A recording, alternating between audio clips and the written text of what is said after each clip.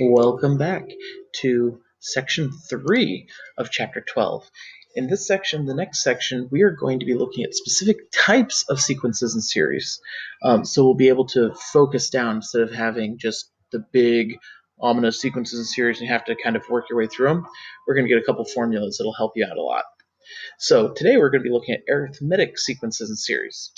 I know you might be thinking, why he's pronounced as arithmetic, it looks like arithmetic. They are spelled the same, they are different words. Arithmetic would be the noun, arithmetic would be an adjective that means arithmetic-like. So, it is basically the same, it's just parts of speech, English is dumb. Our learning targets. I can find the indicated terms of an arithmetic sequence. And I can find the sums of arithmetic series. So we have the sequence and series. Find the term, find the sum. And so we might be thinking, all right, what is an arithmetic sequence? It's a special type of sequence where each term differs by the same number, which is called the common difference. So like those sequences where it's just adding 5, adding 5, adding 5, adding 5, minus 4, minus 4, minus 4. We're just adding or subtracting to get from one term to the next. Now, we've seen some of these already, and we've used a word to describe them. Do you remember what we called those? When you're always just adding a number to get from one term to the next? Linear. Arithmetic sequences are just linears. We're working with lines today. How awesome is that? So, we have a general rule for an arithmetic sequence, which is just the equation for a line, with one slight little difference other than changing, instead of using x, we have n. We have the first term, so our term will be the first term, plus n minus 1 times d. So first, d would be the common difference. That would be the slope. Now, instead of d times x plus the y-intercept, we have x minus 1 or n minus 1, which is just a horizontal shift 1 over, which makes this, instead of the 0th term, which is what the y-intercept would be, it's the first term, which is something that we actually see in the sequence. We don't use the 0th term in the sequence. But for all intents and purposes, this is the equation for a line. And so how would we use this? Well, if we have a sequence, negative 6, negative 1, 4, 9, 14, how do we get from one term to the next? Plus 5, plus 5, plus 5, plus 5, that's d. And then what's our first term? Negative 6. That's a1. We just plug those in. I move the 5 in front because n minus 1 times 5 just looks weird. So I made it 5 times n minus 1. This is the equation.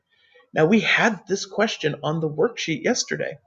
And at that point, it's plus 5. So we have 5n plus or minus what gets us to that first term. It was minus 11. If we distributed this, we'd have 5n minus 5 minus 6 would be 5n minus 11. And so instead of having to try and work our way through it, this just gives us a really quick and easy formula to plug stuff into. Some other things that we're going to be doing with these arithmetic sequences, we're going to find the missing terms.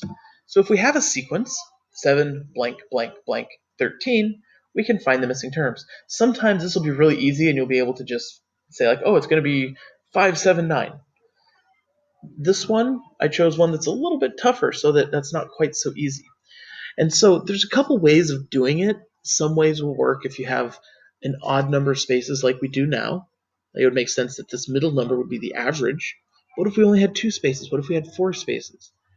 And so a way that will always work is we know that this next number is going to be 7 plus d.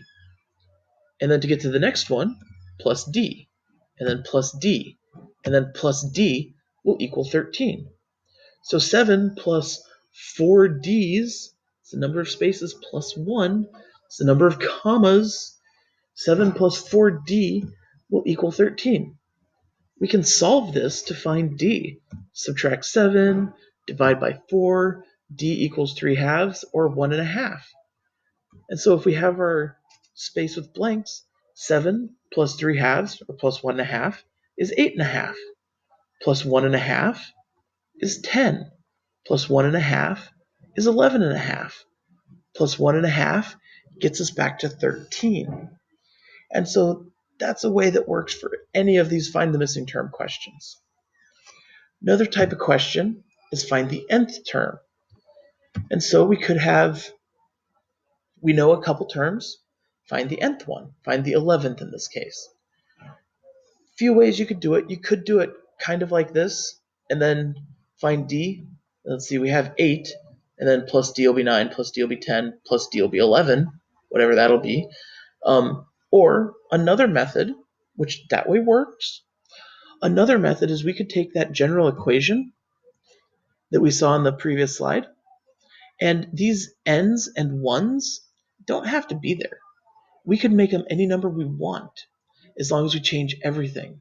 So I'm going to change the n's to 8's because we have an 8th term.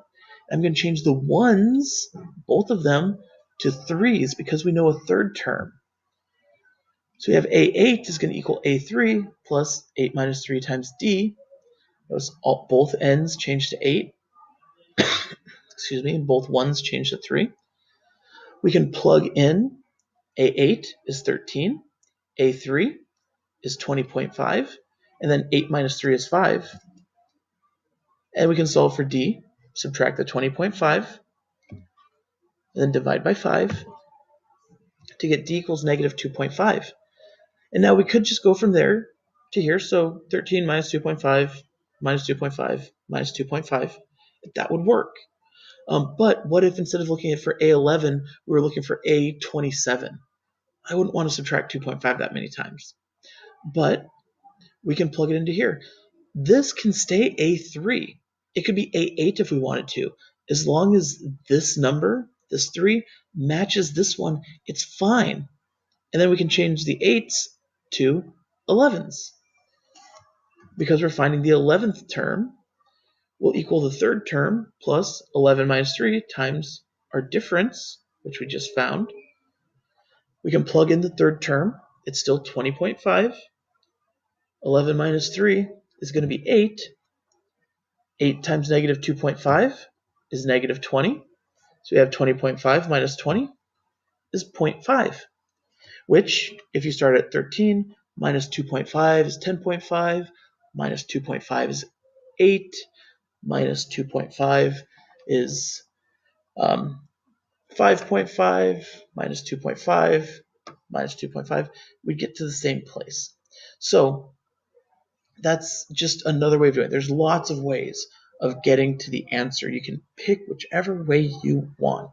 I'm just trying to show you a couple different ways so that you have more options to choose from.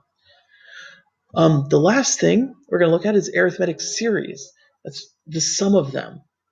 Now this is going to be very similar to something we looked at last time, because last time we had a linear series. What's the difference between linear and arithmetic? The linear, find the sum of the first n terms. The linear series was specifically 1 plus 2 plus 3 plus 4 plus 5 plus 6 plus up to the last number. And we'd have the last number, which was n, plus the first number, times the number of numbers, divided by 2. So in this case, 9 plus 1 times 9 divided by 2, which is 45. An arithmetic series is the same thing. It's just a little bit more generalized because the last number isn't necessarily n. It's whatever the last number is. The first number isn't necessarily 1. It's whatever the first number is. But we're going to do the same thing. It's the first number plus the last number times the number of numbers divided by 2. So we have the first number plus the last number times the number of numbers divided by 2. So if we want to do an example, we have 5 plus 7 plus 9 plus 7 plus 13 plus 15 plus 17. We could go the first number plus the last number, 5 plus 17, times the number of numbers, 1, 2, 3, 4, 5, 6, 7, divided by 2. 5 plus 17 is 22, divided by 2 is 11, times 7 is 77. And so it's the same process, because if we go 5 plus 17, we get 22. If we go 7 plus 15, we get 22. If we go 9 plus 13, we get 22. And so the same process works. It's just, again, the more generalized version.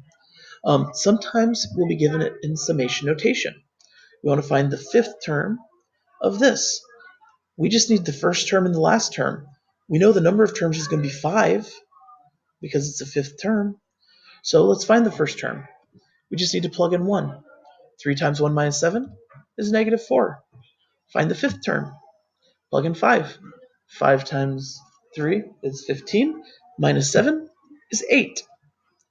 Add them together, which 8 plus negative 4 is 8 minus 4, times 5 divided by 2. And our sum is 10, which may seem low, but remember we're adding some negative numbers in there, so that's going to help bring it down. And so that's what we're doing today.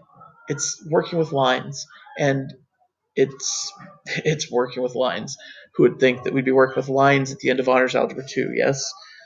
Anyway, I will see you in class, and enjoy the rest of your day.